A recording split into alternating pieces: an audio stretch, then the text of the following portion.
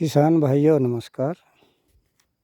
मैं हूं डॉक्टर रमेश खटखट रामा, जुलाना जींद हरियाणा से।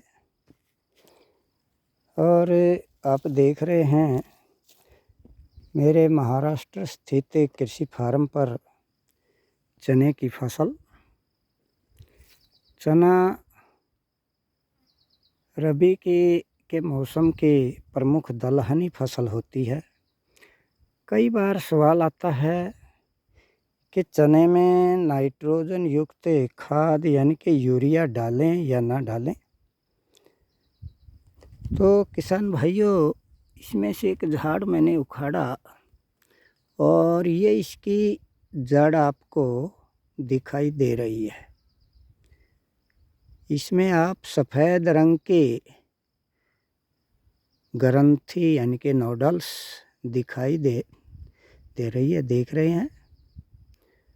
तो इन ग्रंथियों में रहता है राइजोबियम प्रजाति का बैक्टीरिया, जिसका मुख्य काम नाइट्रोजन का स्थिरीकरण करना होता है, जो हवा से नाइट्रोजन को भूमि में नाइट्रेट के रूप में छोड़ता रहता है और भूमि की उपजाऊ शक्ति बढ़ती चली जाती है और नाइट्रोजन की भरपूर मात्रा हमारे खेत की मिट्टी में हो जाती है।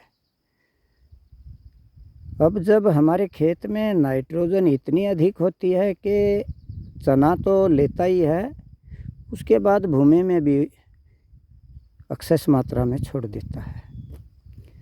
तब सवाल उठता है कि यूरिया खाद डालें या ना डालें।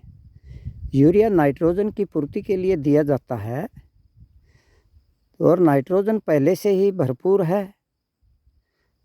तो निष्कर्ष निकला कि हमें चने में नाइट्रोजन युक्त खाद यानी कि यूरिया नहीं देना चाहिए। यदि आप ऐसा करते हैं तो चने का झाड़ बढ़वार तो करेगा, लेकिन उस पर फल कम आएगा, फूल कम आएगा, क्योंकि उसकी ज़्यादा ऊर्जा, ज़्यादा शक्ति बढ़वार पर लग जाएगी।